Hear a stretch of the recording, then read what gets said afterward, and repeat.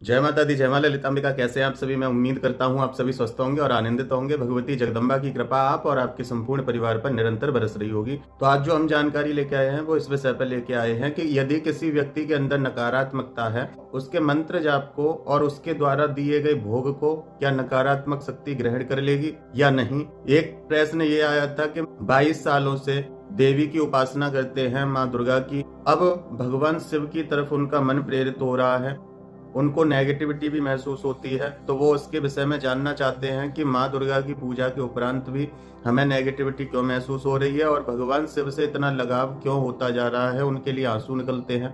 तो इसका भी जवाब हम इस वीडियो में देंगे। अगला प्रश्न था कि कहीं से किसी ने सुना है कि बिना गुरु के माँ की प्राप्ति नहीं हो सकती और उनकी इच्छा है सामीप्य मुक्ति की। तो उनके मन में ये प्रश्न उठा है कि हमारे कोई गुरु नहीं है और हम माँ से सच्चा प्रेम करते हैं, माँ के स्तोत्र पाठ भी करते हैं, माँ का मंत्र भी जाप करते हैं, जितनी भी हमसे जैसे भी हो पाती है हम पूजा करते हैं, तो क्या हमें माँ की प्राप्ति नहीं होगी? तो इस प्रश्न का भी उत्तर इसी वीडियो में दिया जाएगा। एक प्रश्न ये है कि हम सोचना नहीं चाहते, हम नेगेटिव चीजों के बारे में नहीं सोचते, लेकिन फिर भी नकारात्मक सोच बार बार क्यों उठती है और इसका समाधान क्या है। तो आपको इन प्रश्नों के उत्तर मिलेंगे, जिससे कि आपको समझ में आएगा कि कहाँ तक क्या सही है क्या नहीं।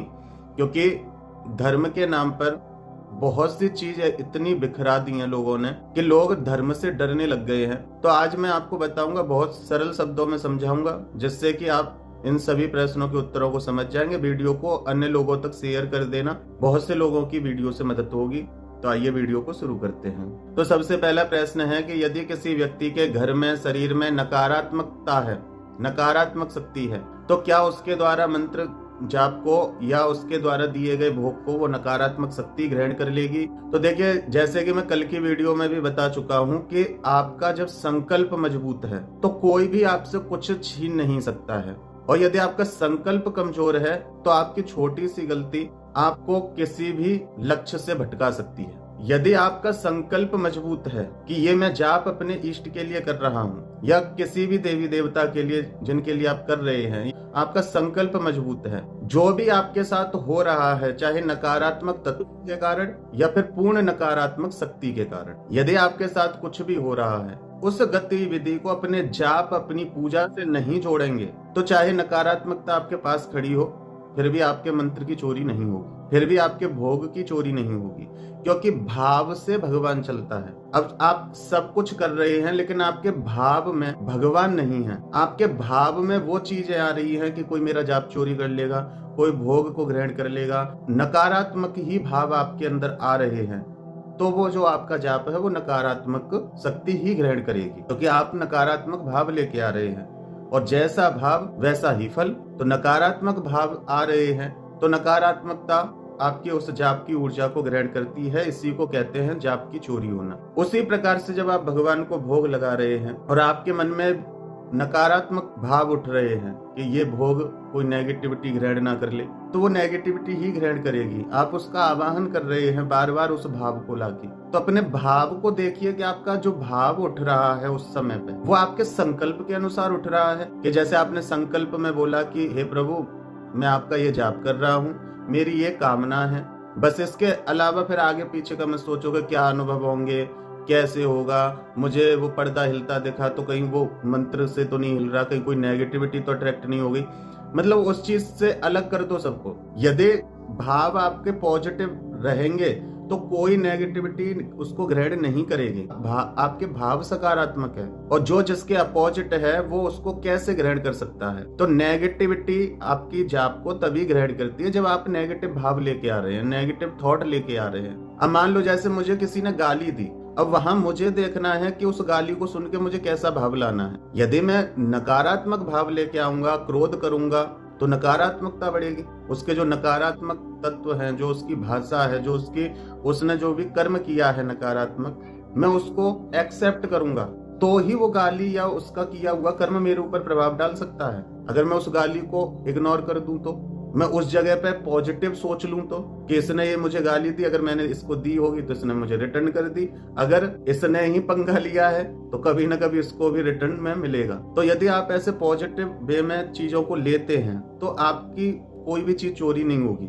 अब आप उसी ऊर्जा को क्रोध करने में निकाल दो कि इसने मुझसे गाली कैसे दी, इसका मैं ये कर दूंगा, इसका मैं वो कर दूंगा, तो वो नेगेटिविटी ही बढ़ेगी। तो कहने का मेरा तात्पर्य ये है कि आप किस चीज को ग्रहण कर रहे हैं, नेगेटिव को या पॉजिटिव को, ये इस बात पर डिपेंड करता है कि आपका मंत्र जाप या आपका भोग, आपकी साधना कहाँ जाएगी। तो इसमें डरने की कोई आवश्यकता नहीं है। यदि मान लो मेरे साथ कोई बहुत प्रचंड नेगेटिविटी है, कोई ऐसी नेगेटिविटी है कि मान लो भगवान के बाद धरती पे वो ही है दूसरी, उससे फिर सब नीचे ही है, बस उससे ऊपर एक भगवान है और कोई नहीं है, ऐसी भी नेगेटिविटी मेरे पास खड़ी हो और मैं उसको महत्व ना दूं, वो मुझे डराए मैं ना डरूं, वो मुझे परेशान करे, लेकिन शरीर को वो कष्ट दे सकती है लेकिन आत्मा से मैं दुखी नहीं रहूं, तो कैसे उसका बस चल जाएगा मेरे ऊपर, मैं उसको एक्सेप्ट नहीं कर रहा हूं। तो खैर ये थोड़ा बहुत आगे की बात होती है, साधारण व्यक्ति नहीं समझते इन चीजों को।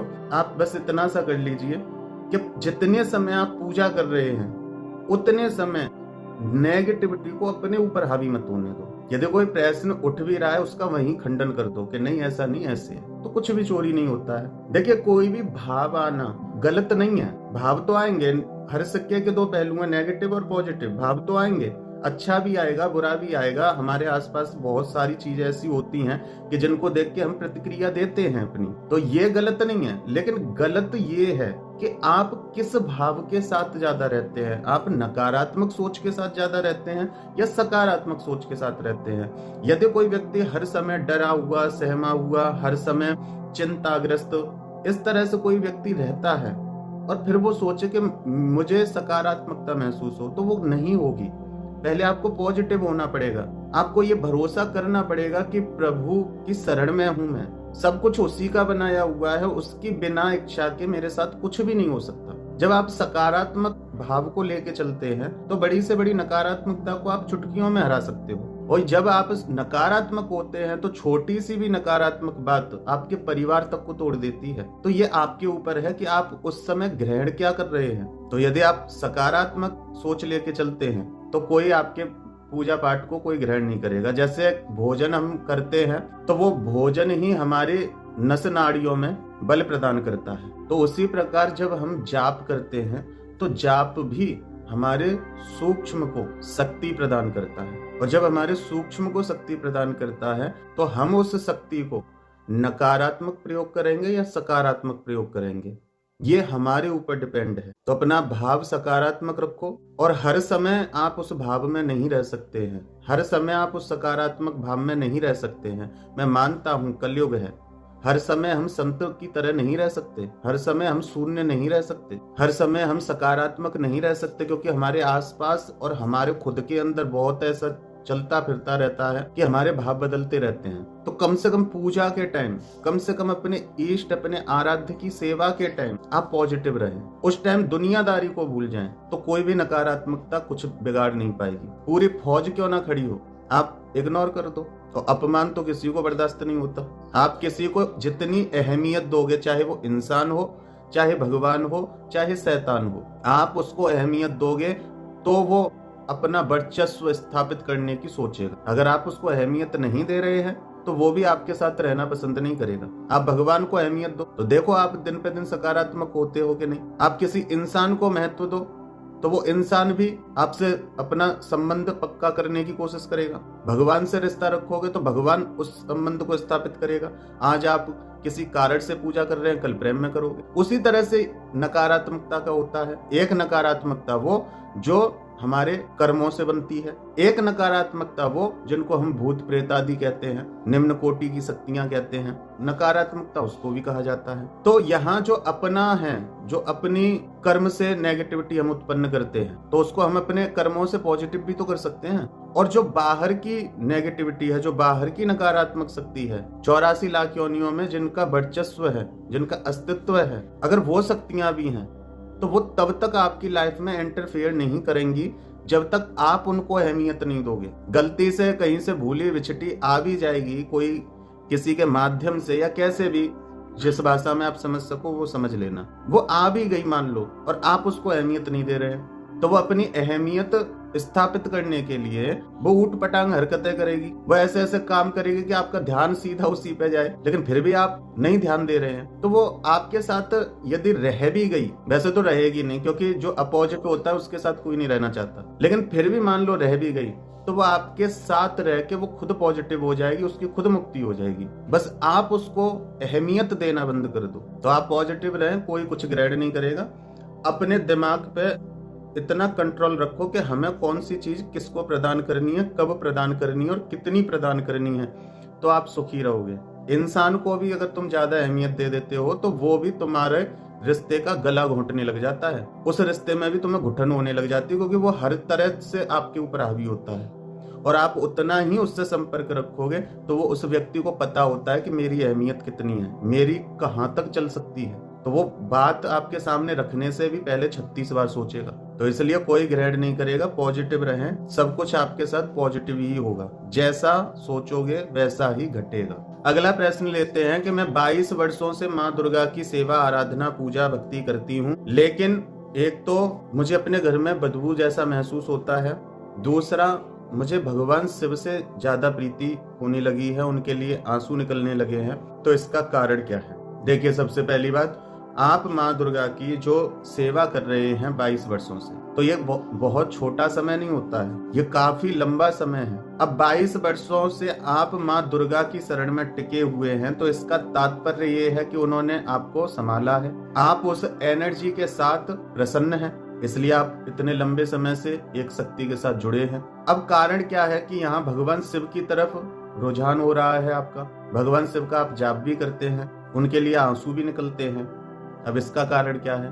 तो देखिए, आंसू इसलिए निकल रहे हैं क्योंकि आपने भगवती दुर्गा की 22 वर्ष से उपासना की है, और जब इतने लंबे समय तक हम किसी एक भाव के साथ जुड़ते हैं तो वही भाव हमारा हो जाता है। वो अश्रु धारा उस भाव की है जो माँ दुर्गा का है, जो अपने स्वामी के लिए है। दूसरी बात, आपने कहा कि घर में बदबू महसूस होती है, तो देखिए उस बदबू का पहले सोर्स जानिए कि ये बदबू आती कहाँ से है और किस टाइम आती है, क्योंकि हो सकता है कि कुछ ना कुछ ऐसा अलग हो जिससे वो बदबू आती हो, या किसी एक विशेष स्थान पे आती हो। इस प्रकार आप देखिए और उस जगह की शुद्धि कीजिए, रोज घर में गंगा जल छिड़किए। भगवान शिव की तरफ आपका जो रुझान है वो गलत नहीं है, वो ठीक है, और ऐसा ही होना चाहिए, क्योंकि शिव जो है वो आधार हैं शक्ति के। आपकी शक्ति थोड़ी विचलित है, जिस कारण से आपको ये थोड़ा बहुत नेगेटिविटी महसूस हो रही है।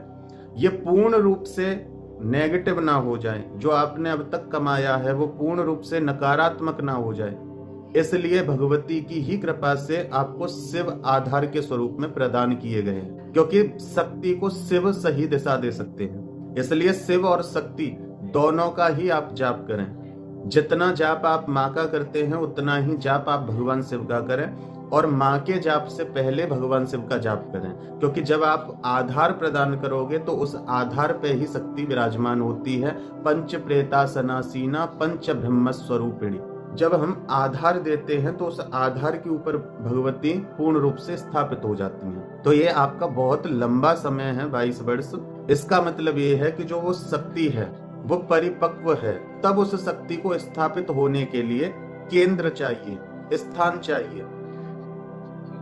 अब उस शक्ति को सही स्थान भगवान शिव प्रदान कर सकते हैं, वो ही साध के रख सकते हैं। इसलिए आपका रुझान भगवान शिव की तरफ गया है। आपकी शक्ति विचलित है, जिस कारण से आपको नेगेटिविटी महसूस हो रही है। वो नेगेटिविटी नहीं है, वो पॉजिटिविटी ही है, लेकिन हमारे आसपास का माहौल ऐसा होता है कि जो नहीं है वो भी हमें दिखाई देता है और जो है वह भी हमें दिखाई देता है। तो यदि किसी भी व्यक्ति के अंदर ये असमंजस चले कि हम इतने समय से पूजा कर रहे हैं लेकिन हमें नेगेटिविटी महसूस हो रही है, तो समझ लो कि वो शक्ति विचलित है, और उस शक्ति का जो आधार है उस आधार को आप साथ में लेके चलें तो आपकी शक्ति स्थिर हो जाएगी। फिर जो उसके नकारात्मक जो तत्व हैं उनको उसके जो आधार स्वरूप होंगे, जैसे माँ दुर्गा के आधार स्वरूप भगवान शिव, तो जो उनके आधार होंगे वो उनको रोक लेंगे, वो शांत कर लेंगे। उसका जो नकारात्मक पॉइंट है उस स्वरूप का, उस ऊर्जा का, जो आपके ही भाव इंक्लूड होके रूप बना है, तो उसमें आपके भाव सकारात्मक और नकारात्मक दोनों रहे हैं, तो जो सकारात्मक है वो तो आपको फल देगा ही, लेकिन जो उसका साथ नकारात्मकता है उसको साधने के लिए आधार चाहिए। जैसे माँ पार्वती का जो विकराल स्वरूप है उसको साधने के लिए भगवान शिव की आवश्यकता थी। माँ ललिता राजराजेश्वरी भी भगवान शिव के ही आधार पर विराजमान है। माँ कामेश्वरी कामाख्या। तो जो भी आपके साथ हो रहा है वो अच्छा है कि आपको भगवान शिव आधार स्वरूप में प्राप्त हुए हैं। भगवान शिव और माँ दोनों की ही सेवा करें आप, और जो भी नकारात्मकता आपको महसूस हो रही है वो महसूस नहीं होगी जब भगवान शिव आपकी शक्ति को स्थिर कर देंगे। आपको नकारात्मक सोचना नहीं है। यदि आपको वो गंदगी घर में वो बदबू महसूस हो रही है तो अपने घर को सुगंधित इत्र या धूनी का प्रयोग करके घर में शुद्धि रखें, क्योंकि जब आप शुद्धि की प्रक्रिया करेंगे तो आपके मन से वो भाव हट जाएगा कि बदबू आ रही है। तो जब ये भाव हटेगा तो आप नेगेटिविटी के चपेट में ज्यादा नहीं आएंगे, और जब आपकी शक्ति पूर्ण रूप से स्थापित हो जाएगी भगवान शिव के आधार पर, तो इस प्रकार के ये प्रश्न उठेंगे भी नहीं। और आपका एक ये भी प्रश्न इसमें इंक्लूड था कि कुछ लोग कुछ गलत चीजें भेज रहे हैं, तो आपके घर में जब वो गलत चीजें भेज सकते हैं तो क्या आप अपने घर में उन चीजों को आने से रोक नहीं सकते? वो सामने वाला जो भेज रहा है वो अपने संकल्प से ही भेज रहा है। भेजने वाले का जब संकल्प मजबूत होगा तभी तो वो भेज पाएगा। तो आप अपना खुद की सुरक्षा का संकल्प मजबूत कर लो, कौन घुस पाएगा? तो इसलिए इन चीजों में आप ज्यादा सोच विचार ना किया करें। इस ब्रह्मांड में दोनों ही पहलू हैं, सकारात्मक और नकारात्मक। आप किसके साथ ज्यादा कंफर्टेबल हैं वही दर्शाता है कि आप किसको प्राप्त करोगे। अगला प्रश्न था कि क्या बिना गुरु के माँ की प्राप्ति नहीं होगी? क्योंकि कहीं से इन्होंने एक वीडियो में ये सुना था कि माँ तक पहुंचने के 9 द्वार हैं और उन 9 द्वारों को खोलने का जो पासवर्ड है वो गुरु है। अब इनकी समस्या क्या है? तो इनकी समस्या ये है कि मेरे तो गुरु नहीं है, लेकिन मैं भक्ति जैसी भी मुझसे हो जाती है, हम भक्ति करते हैं, लेकिन प्रेम माँ के लिए बहुत है। तो क्या हमें मुक्ति नहीं मिलेगी? हमें सामीप्य मुक्ति नहीं मिलेगी? हमें माँ के समीप रहने का अवसर नहीं मिलेगा? तो देखिए, पहली बात तो ये है कि आप सामीप्य मुक्ति में ही हैं, तब आप माँ से इतना प्रेम कर पा रहे हैं। तो ये तो मिली मिलाई है। आप अपनी तरफ से तो माँ के करीब ही हैं। अब आप वो चाहते हैं कि माँ भी मेरे करीब हो, तो आप उनकी तरफ कदम ऐसे ही बढ़ाते रहें, वो आपके करीब आ जाएंगी और करीब हैं वो आपके। तब आप इतना सोच पा रहे हो, तब आपको ये चिंता प्रकट हुई। अब जिस चीज से हमें मतलब ही ना हो उसके लिए चिंता क्या होगी? यदि इस बात की आपको चिंता हुई है कि इस प्रकार बोला गया है तो माँ कैसे मिलेगी, तो आप माँ के समीप ही हो। बिना उसकी इच्छा के तो आप उसकी तरफ निहार भी नहीं सकते, पहली बात। दूसरी बात यह है कि वीडियो में ये बोला गया कि 9 द्वारों का जो पासवर्ड है वो गुरु है। देखिए, सबसे पहले बताऊं कि एक परंपरा से भक्ति चलती है, एक गुरु परंपरा से जब कोई व्यक्ति चलता है तो उसके लिए जो गुरु की परंपरा है वो सर्वोपरि है। अब उसके चाहे 9 द्वार हो, चाहे 18 द्वार हो, चाहे 36 द्वार हो, जैसे भी हो, वहां पार लगाना गुरु के हाथ में है। लेकिन एक छोटा सा बच्चा है, अब उस बच्चे को ना तो उन द्वारों का पता है, ना उसको ये पता है कि मेरी माँ कहाँ बैठी है। अब वो जहां भी है बस वो वहां से आवाज लगाएगा माँ। अब माँ जहां होगी वो ढूंढती हुई आएगी बच्चे को। बच्चे को जरूरत नहीं है ढूंढने की। ढूंढने की जरूरत किसको है? ज्ञानी लोगों को। ढूंढने की जरूरत किसको है? बड़े लोगों को। जब बच्चा बड़ा हो जाता है तो माँ क्या कहती है? तुम उठ के ले लो, अब बड़े हो गए हो। तो ये बड़े लोगों का है जो एक परंपरा से चल रहे हैं, उस परंपरा से माँ को ढूंढ रहे हैं। तो परंपरा से जब आप चलोगे तो आपको गुरु अनुसार ही चलना पड़ेगा, तब माँ मिलेंगी। लेकिन जब आप निश्चल बालक हो तो माँ आपको ढूंढेगी, आपको माँ को नहीं ढूंढना है। अब निश्चल बालक का मतलब ये नहीं है सब कुछ तुम छोड़ के बैठ जाओ, छोड़ के कुछ भी नहीं बैठना है। बस तुम्हें माँ माँ माँ माँ ये पुकारना है। माँ अपने आप दौड़ी चली आएगी। ये परंपरा वाला जो आपने कहीं से सुना, ये गुरु के माध्यम से होता है। जैसे श्री विद्या परंपरा है, काली कुल की परंपरा है, तो ऐसे ही परंपराएं होती हैं, महाविद्याओं की परंपराएं होती हैं। तो वहां हमें गुरु अनिवार्य है, वहां हमें मार्ग दिखाने वाला अनिवार्य है, क्योंकि हम बड़े हो गए हैं, हम बड़े हो गए हैं।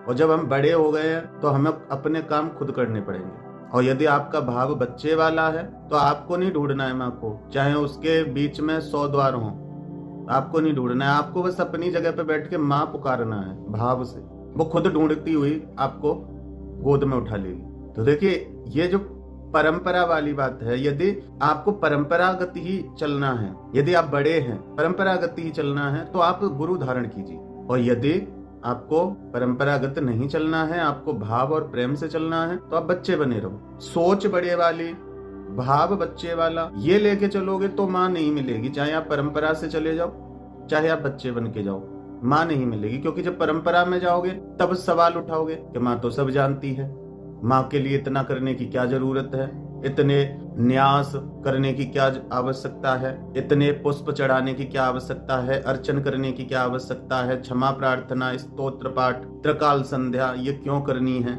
माँ तो सब जानती है। तब वहां आप फिर ये बच्चे वाला जो भाव लेके जाओगे तो उस परंपरा में भी माँ नहीं मिलेगी। परंपरा वाला व्यक्ति यदि सोचे मैं भाव से चल लूं, और फिर जब वो भाव में केवल माँ पुकार रहा है, फिर उसके मन में ये आ रहा है कि मैंने ये तो किया ही नहीं, मैंने शुद्धि तो की नहीं, मैंने आसन तो कीला ही नहीं, मैंने मुद्राएं तो दिखाई ही नहीं, तो वो कितना भी माँ माँ पुकारता रहे उसको माँ नहीं मिलेगी। या तो आप बड़े ही रहो कि हम तो बड़े हैं, हम तो खुद खोज करेंगे। यदि आप खुद खोज करने में भरोसा रखते हैं तो आप एक परंपरा से दीक्षा प्राप्त करें। और आप खोज नहीं करना चाहते, आपके संस्कार ये हैं कि हम चाह के भी उसके बारे में नहीं जान पाएंगे, वो भटका देगी, वो माया रूपड़ी है, वो माया है, वो महामाया है, बिना उसकी कृपा के नहीं मिलेगा कुछ भी। गुरु हमारे पास है नहीं, तो बच्चे बन जाओ। माँ मैं नहीं जानता, तू ढूंढ ले, मैं तो बस रो रहा हूँ, खिलौने फेंक दिए मैंने सारे, पैर पटक रहा हूँ, तुझे कितनी जल्दी मेरी आएगी और कितनी जल्दी गोद में उठाएगी।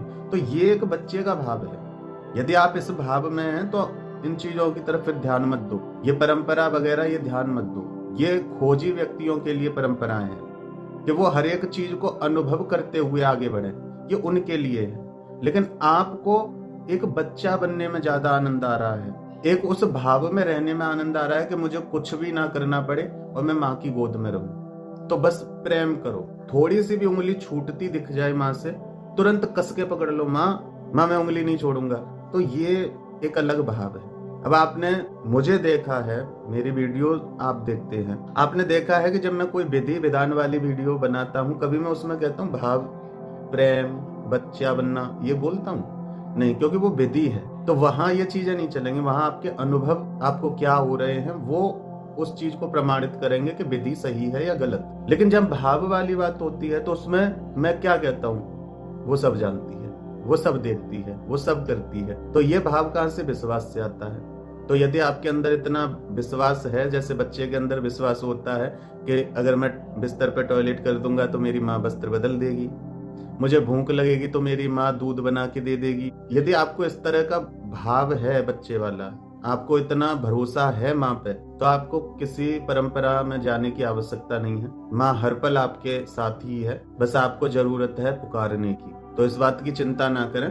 और यदि आप सब चीजों को अनुभव करते हुए आगे बढ़ना चाहते हैं तो फिर आप दीक्षा ग्रहण करें और गुरु जैसा बताए, जिस प्रकार से उन द्वारों के रहस्यों को समझाएं, उनको समझते हुए आगे बढ़ो। सबसे बड़ी बात तो यह है कि जब समझते हुए आप माँ तक पहुंच जाओगे तब भी भाव आपको वही लाना पड़ेगा जो आज आपका भाव है। परंपरा से जा करके वहां पिताजी तो बनोगे नहीं, बनोगे तो माँ के बच्चे ही।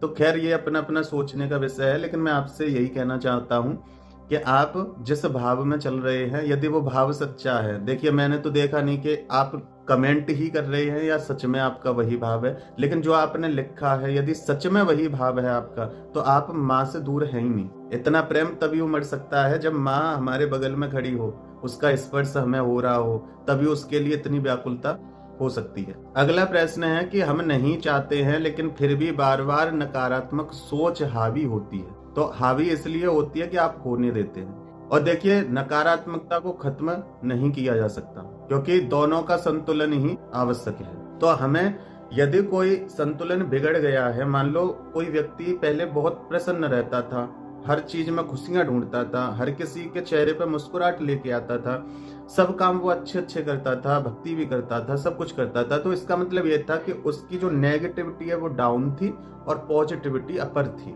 अब वो व्यक्ति धीरे धीरे धीरे धीरे नेगेटिव हो गया है और उसकी पॉजिटिविटी डाउन हो गई है। तो हमें बस दोनों को बैलेंस करना है। अगर दोनों बैलेंस होंगे, नेगेटिव और पॉजिटिव, तो निर्णय आपके सही होंगे।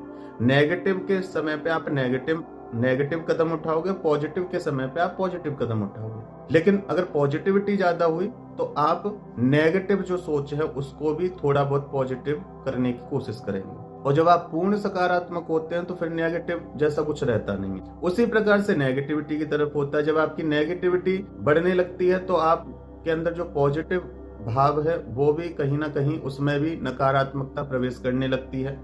फिर भगवान पे उंगली उठना, अपने रिश्तों में दूरियां होना, बनते काम बिगड़ना, इस प्रकार की वो जो अच्छाइयां थी वो बुराई में बदलने जब लग जाए तो समझो कि नेगेटिविटी ज्यादा बढ़ रही है, नकारात्मकता ज्यादा बढ़ रही है। और फिर जब वो नकारात्मकता ज्यादा बढ़ती है और हमारी सोच उस समय पे जिस प्रकार से काम करेगी उसी प्रकार से वो छवियां बनने लगती हैं। इसीलिए आपने देखा होगा कि जो प्रेत पीड़ित व्यक्ति हैं, जिनके ऊपर नकारात्मकता इतनी हावी हो गई है, जिसने एक प्रेत का आकार ले लिया है, वो भी हमारे माइंड से ही लिया है, वो भी हमारी सोच से ही लिया है। और उस सोच को शक्ति कहां से मिली? वो शक्ति मिली हमारी ही पूजा, हमारे ही पाठ, हमारे ही जाप से। इसीलिए आपने देखा होगा कि जो व्यक्ति इतने नकारात्मक हो गए हैं कि वो सकारात्मक सोच ही नहीं पाते, वो कंट्रोल ही नहीं कर पाते, ना अपने माइंड पे ना अपने शरीर पे। तो ऐसे लोगों को सलाह दी जाती है कि आप पूजा को बंद कर दो, जब तक थोड़ी बहुत आप पॉजिटिव ना हो जाओ। किसी का सहारा लेना पड़ता है आप, क्योंकि उस स्टेज पे जाके आप खुद सकारात्मक नहीं हो सकते हो। आपको सहारा लेना पड़ेगा, चाहे गुरु का, चाहे किसी साधक का, चाहे किसी सही तंत्र साधक का, चाहे किसी अपने का, जो आपको समझा सके, जो आपको संभाल सके उस परिस्थिति से। तब वहां आपको इन चीजों की जरूरत, इन लोगों की जरूरत पड़ती है। लेकिन यदि अभी आप इतना समझ पा रहे हैं कि मेरे ये विचार नकारात्मक है, ये विचार सकारात्मक है, तब तक आप खुद ठीक हो सकते हैं। तब तक आप उस नकारात्मक सोच को गिरा सकते हैं और पॉजिटिविटी को बढ़ा सकते हैं। जब नकारात्मकता इतनी हावी हो जाए कि अब सकारात्मक शेष कुछ बचा नहीं है, मतलब सकारात्मक जो सोच है, सकारात्मक जो आपके कर्म थे, उन्होंने दम तोड़ दिया। अब आप हर समय एक अलग ही दुनिया में खोए हुए हैं जिसमें केवल और केवल नकारात्मकता है। तो वहां फिर आपको किसी की जरूरत पड़ती है जो आपको उस स्टेज से हटाए, आपको उस भाव में से पॉजिटिव सकारात्मक भाव में वापस लेके आए। वहां जरूरत पड़ती है। जो आकार लिया है भूत प्रेत आदि, जिसका भी जैसे भी, मतलब मैं आपकी भाषा में कहूं, जो भूत प्रेत आया था उसको हटा दिया जाता है। फिर उसने जो नकारात्मकता उत्पन्न की थी वो धीरे धीरे किसी विधि से या किसी दर्शन से या बार बार हाजिरी लगाने से किसी मंदिर में, वो धीरे धीरे नकारात्मकता रिमूव होती रहती है, सकारात्मकता बढ़ती रहती है। तो ऐसे करके व्यक्ति धीरे धीरे ठीक हो जाता है। तो इसलिए जब पूर्ण नकारात्मकता हावी होने से पहले खुद को ये चीजें समझा दीजिए। जैसा आप ब्रह्मांड में बीज बोओगे वैसा ही आपको काटना है। तो इसलिए सकारात्मकता को ज्यादा फैलाओ। जितनी सकारात्मकता होगी उतनी ही नकारात्मकता आपकी डाउन रहेगी। मैं उम्मीद करता हूं कि आप समझ पाए होंगे। सकारात्मक सोच को हमेशा ऊपर रखें तो आप स्थिर रहेंगे, किसी भी प्रकार की समस्याओं में आप नहीं फंसोगे। जैसा भाव लाना चाहोगे तब वैसा ही भाव प्रकट होगा। वो भाव आपके कंट्रोल में होंगे, आपको पता होगा कि कौन सा भाव मुझे कहाँ प्रकट करना है। और मैं तो यही कहूंगा कि यदि आपके साथ कुछ गलत होता भी है तो आपको उस समय जो एक्शन लेना है वो आप लीजिए, जो धर्म अनुसार हो। लेकिन उस व्यक्ति के लिए या आप अपने मन में कोई नकारात्मक बीज मत बोना। जो उसने आपके साथ कुछ किया है उसका जो दंड है वो दंड उसको प्रदान करना है। लेकिन मन में जो कहते हैं ना, गांठ बांध लेना, जो नफरत पैदा कर लेना, वो नहीं रखनी है। उससे क्या होगा, उससे नकारात्मक तत्व बढ़ता है। जब वो व्यक्ति आपके सामने आएगा, 2-4 बात उसके लिए दिमाग में गंदी आएंगी, तो ऐसे लोगों की नकारात्मकता बढ़ती है। और उसमें से यदि किसी शक्ति का सहारा मिल जाए, जिसको भूत प्रेत आदि कहते हैं, तो फिर ये नकारात्मकता बहुत पूर्ण रूप से हावी होती है और व्यक्ति खुद का ही अनिष्ट करने लग जाता है। तो मैं उम्मीद करता हूं कि आप समझ गए होंगे और इस वीडियो से आपको बहुत सारी जानकारी प्राप्त हुई होगी। फिर मिलते हैं एक ऐसी ही अगली वीडियो में एक नई जानकारी के साथ। तब तक अपना और अपने परिवार का ध्यान रखें, भगवान की भक्ति करें, निरंतर भक्ति पथ पर आगे बढ़ते रहें। देखिए, यदि आपके इस प्रकार के प्रश्न होते हैं तो उनके विषय में मैं वीडियो में ही समझा पाता हूँ। बाकी जो छोटे मोटे प्रश्न हैं आपके, उनके उत्तर मैं कमेंट में ही दे देता हूँ।